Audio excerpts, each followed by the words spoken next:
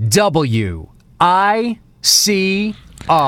Welcome back to Circle of Circle, folks. This is Stephen Pierce alongside Pete Consadori, and we have a very important topic to discuss right now as New York Rangers fans in New York. Pete, New York Rangers, are they going to the Stanley Cup Final, and will they win? Like every sports fan is going to say because they like their team, yes, we're going to win. No. I think right now, no. I don't think we'd be able to win the Stanley Cup. Only because we only have our third line mainly producing. I think our goaltending needs to be a little bit better. I know Lundqvist has been phenomenal in net. I just don't know how Ranta's going to do just in case, God forbid, knock on wood, that Lundqvist gets injured. Well, Ranta looked pretty good so far. He did look good. I mean, it's only been 2 games. Indeed. We're looking at a 10-game spread right now of how the Rangers have done. I'm going to be honest right now, I don't think so. And it hurts to say. Only because you look at past seasons, and they were doing much better at this point on. Well, they're always very slow to start. They're very slow to start, but I do think that last season they were doing a little bit better than they are now. They took, I feel like, a lot longer last year and the year before to get better. Remember, they won the first game last year in St. Louis, and then they just dropped like 4 straight. That's right. No, you're right. You're right about that. I'm talking about talent on the ice. I'm not talking about wins. Very true, very true. What you're actually seeing, I understand. Right. I can look at last year and say, yeah, they lost 4 games, but they still played phenomenally. I mean, right now we won, 6 games? 6-2-2. Yeah, we're 6-2-2, and some of the games I can just say, oh wow, that was just pitiful. Oh yeah, they have not played a full 60 minutes. Right, game. and that's where I see in the playoffs last year. Perfect example. Do you think, even though with the injuries, do you think they really came to play the last game at the conference final? Oh no. Well, no. I mean, there's a lot of things wrong with that. One, Alain Vigneault benches McDonough, and so that everyone doesn't have a weary mind. Listen, Mac, you're not playing tonight. I don't care what you're saying. You're not playing. Win this game for your captain. That's on the coach. Well, that's on the coach for the injuries. Right. I'm not talking about injuries. No, let's talk about the forwards. Yeah. You're telling me in an Eastern Conference final game you can't score 1 goal against a big goof in net? All you gotta do is make a move. So I think that the Rangers have this motive. I don't even know this personality to them that if they show up to play, they're phenomenal. They don't show up to play? All right, you take the conference. That brings me to a good point, actually. I was just thinking about this the other day. They rise to the occasion when they play a good team in the regular season, I'll say, for now. Right. And when they play a team like the Philadelphia Flyers, who they should be beating easily, they lose. Yep. And then even a team like the Devils, who granted are hot, and if you're looking for fantasy players, Mike Camilleri and Adam Henrique are on a tear. They're real quick, but blowing it up. I mean, honestly, this division, the teams that are weak, the Carolina Hurricanes, New Jersey Devils, and the Philadelphia Flyers, they're weak right now. Oh, yeah, and they're going to be weak this entire year. I do not see the Devils sustaining what they've done so far. Right. Regardless, the Rangers do not rise to the occasion when they play a weak team. But when they play, like last year when they had that big road trip on the West Coast, they beat the Kings, the Sharks, and the Ducks all in a row, 3 games straight. 3 in Cali. Yeah, they will rise to the occasion when they play a good team. In the regular season, I will say. In the playoffs, obviously it's playoff hockey, so everyone's going to be better. They're going to play the best hockey they can possibly play. The top of the top right now. Absolutely. Yeah. So the Tampa Bay Lightning deserve to be there. I mean, they were better. Honestly, they played better. They showed up. Won. Regardless of that point, I think the Rangers are going to be a strong playoff contender. But I don't see them even winning first place in the division. I think the Capitals are just too good this year. I think they're going to take first place, no problem. I don't think the Islanders can really have a repeat of last year, but I think it'll be mainly... Well, you know what? I thought the Pittsburgh Penguins were going to come out of the gate firing really strong, and they're 4-4 with 8 points, which is not bad, but it's certainly not good. And Phil Kessel has been switched back to switched onto Malkin's line, trying to produce some points. Crosby has only just recently got his first points of the season, so they're trying to figure it out in Pittsburgh. Now is the time to build a lead and to get away, Rangers. And you played 10 games, which is more than everyone else in your division by at least 1. Mostly 2, with the exception of Columbus, and you only have 14 points, and the Capitals are 2 points behind you, and they have 3 games in hand.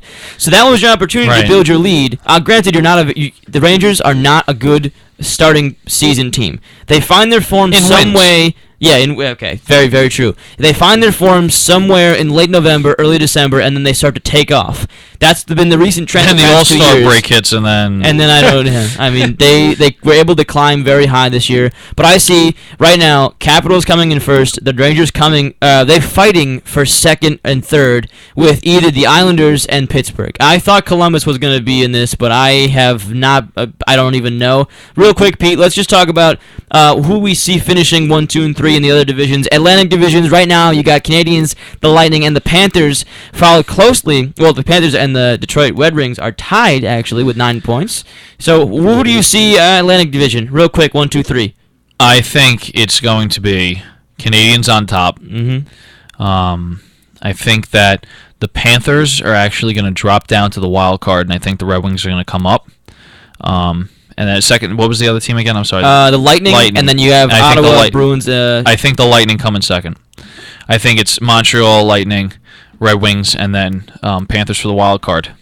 Yeah, I think that they drop off unless Ottawa starts to just blow up. I was going to say I expect Ottawa, but they have some injuries, and I'm not completely sold in their goaltending yet. Mm-hmm. Obviously, I don't expect the Sabres or the Maple Laughs to go anywhere, and I don't expect the Bruins to be anywhere either. Yeah, the Bruins I feel like have been rebuilding for the past 3 years. They made some really weird moves to try and get younger, but also get older at the same time. It didn't make any sense to me. Regardless, Canadiens and Tampa Bay.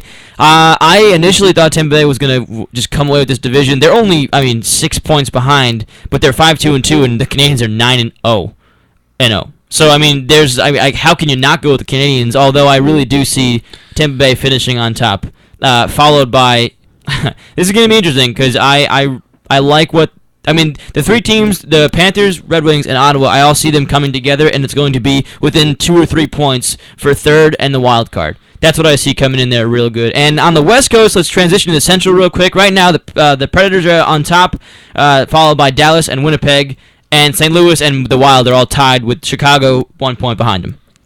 I think the Stars go to the top. I really like Ben and Sagan. Who doesn't? Yeah, but they're really started off strong, mm-hmm. and I think the Stars take the top. I think you have a very, very strong point to be made there. The past year, I see the Blues too making at least the wild card. I was just going to say I always pick the Blues to. I picked the Blues to win the Stanley Cup last year, and they always. Did you really? I did, but I should have taken into account the goaltending dilemma and whatever. But you know what? I digress. I'm not picking the Blues to win this division because they always let me down. That was my point. I think the Wild are going to surge. I think the Wild come in second. I think the Predators again come in first. Dallas comes in third, and I think Winnipeg and Chicago and the Blues all fight for wild card. And the Pacific Division, they don't even get into the wild card because they're going to be so poor. And I think the Ducks come back and surge. I think they take first place, followed by the Sharks and then Calgary, and the Kings will drop off. I think the Sharks stay. Okay, fair enough. They always get you off to a good start, so I'm not completely sold. But they got a new coach. I don't know. I feel like I said, the new coach, the new captain. I think also just the reputation of them being choke artists, if you will. Mm-hmm. I think they finally had enough. I think that they're showing that they're really here to play, and they're in the National Hockey League for a reason. Yeah. And I see them going up to first. Look, anything can happen. Who knows? The Jets could win the whole thing this year. Who knows? It could be anything. It really could. It's just so I see in that division San Jose on top.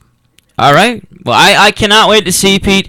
I cannot wait to see. This is going to be a busy week in hockey. It's going to be very busy. We will be back Monday night. Next Monday, WICR. You can follow us and listen to us live on Ustream.com. WICR Gale Radio. That'd be phenomenal. You can always tweet at us at WICR1 and follow us on Instagram, WICR_Iona College Radio. And Pete, what is your Twitter handle if anyone has any questions they would like us to answer? PJ Constadori. And I am _Stephen Pierce. And that is very simple. Yeah, very simple. A quick thing before we go. Don't forget to listen in on Thursday night. We have our Halloween Radiothon going from 6 6 p.m. to 12 a.m. That's right. 6 hours of programming coming to you live. 9 p.m. to 10 p.m. we have the return of Full Metal Attack with myself and Nick Grippo. Oh, that's going to be a good one. So it should be definitely fun, not to have a shameless plug about my own. My 3 favorite words, shameless self-plug. Yeah. Right in that order, specifically. A shameless plug. So definitely listen into that. If you want to come by the studio, say hello. Basement of LaPenta. Basement of LaPenta, and thanks for listening in. This has been Circle the Circle, everybody. I appreciate your time. This is Stephen Pierce alongside Pistol Pete Consadori, signing off. Goodbye. Celebrate the USFL's 25th anniversary with this fantastic collector's magazine for the holidays.